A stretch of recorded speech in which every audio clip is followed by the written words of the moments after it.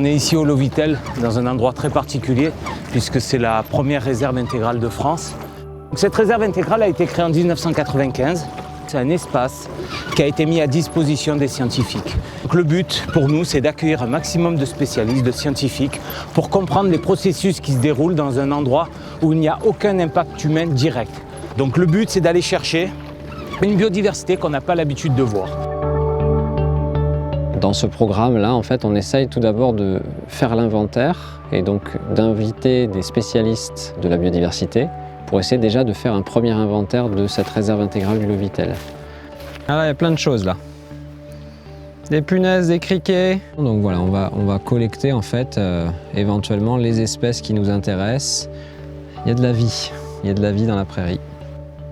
Et c'est fort de cet inventaire que l'on pourra éventuellement avoir des données environnementales fiables sur la durée qui vont pouvoir nous renseigner sur le climat, sur les changements globaux, sur la naturalité et l'originalité de cet espace où il y a très peu de dérangements humains puisqu'il n'y a que des scientifiques qui viennent et qui pénètrent sur cet espace. Toute la question est effectivement de savoir comment la nature en fait se développe, comment la nature vit, évolue sans l'homme.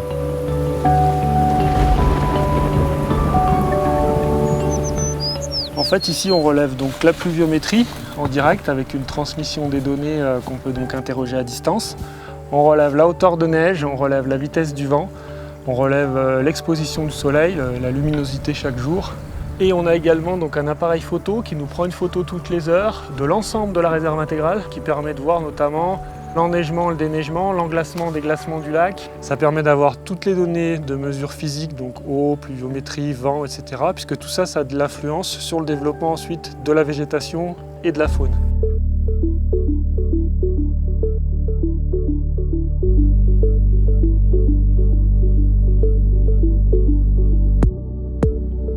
Le Parc national des Écrins a mis en place des partenariats avec des associations pour étudier les insectes de manière générale et les papillons en particulier avec l'association Flavia et l'association Proserpine. Et il s'avère que les papillons de nuit sont plus pertinents à étudier dans une réserve. Pourquoi ? Parce qu'on voit bien que ce poste, c'est un endroit fixe que l'on va pouvoir répéter sur plusieurs années et ça va permettre de mettre en place des protocoles et d'obtenir des résultats plus pertinents.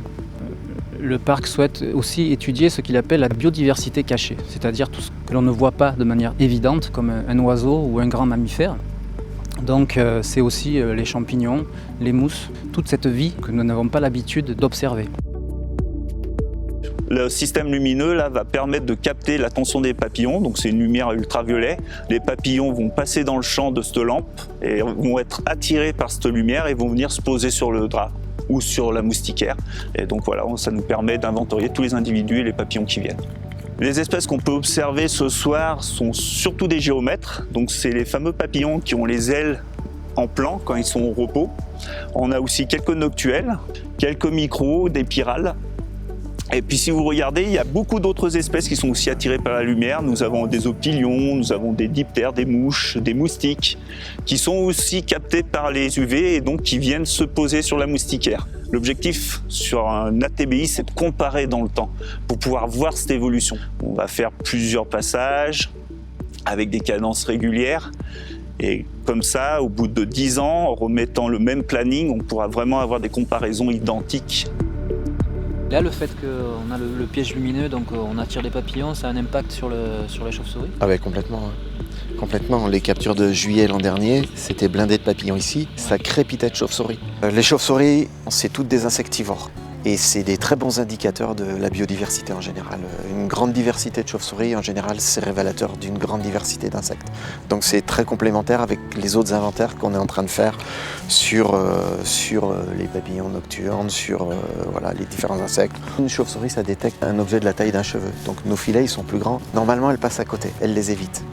Mais si on les place bien, astucieusement, elles peuvent se faire avoir quand même.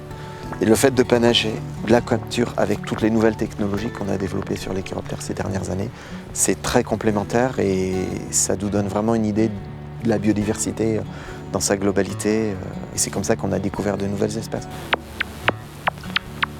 Donc moi je travaille avec un détecteur d'ultrasons. Le but c'est de transcrire les sons trop aigus des chauves-souris qu'on ne peut pas entendre en son qui deviennent audibles pour nous. C'est un artifice électronique. Hein. Mais après, ces sons, avec de l'entraînement pour toute une partie des espèces, c'est possible en direct de dire c'est telle espèce, la pipistrelle qui nous tourne autour. Sur la réserve, on doit être à 10-15 espèces différentes, dont certaines qui sont assez rarement contactées dans le parc national, comme la cérotine de Nilsson par exemple. Une des richesses de la réserve, c'est que ça fait longtemps que c'est plus pâturé et on a vraiment plein de stades de végétation, de la mégaforbière, des herbes hautes et tout ça. Ça serait beaucoup plus pauvre si c'était de partout pâturé, y compris en sous-bois.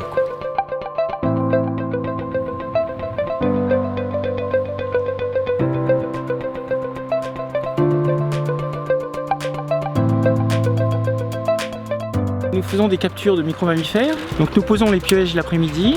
Nous allons revenir une première fois en milieu de nuit pour relever les pièges, c'est-à-dire voir s'il y a des campagnols, les mesurer, les relâcher, refermer les pièges et revenir ensuite une deuxième fois en début de matinée pour faire la même manip.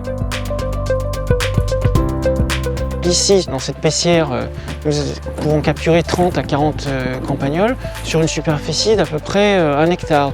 Donc ce sont des densités élevées, donc c'est une biomasse élevée, ce qui veut dire à la fois de la nourriture pour les prédateurs, donc c'est beaucoup d'espèces de prédateurs comme les oiseaux de proie ou les belettes et hermines. Ça veut dire aussi un impact important sur la végétation, puisqu'il y a beaucoup de campagnols qui mangent donc cette végétation. L'intérêt de revenir comme ça d'une année sur l'autre, et surtout d'avoir ces suivis à long terme, c'est de regarder la stabilité de ces populations, donc de savoir si, en fonction par exemple des conditions climatiques, soit hivernales, soit pendant l'été, pour la saison de reproduction, si on observe de grosses fluctuations.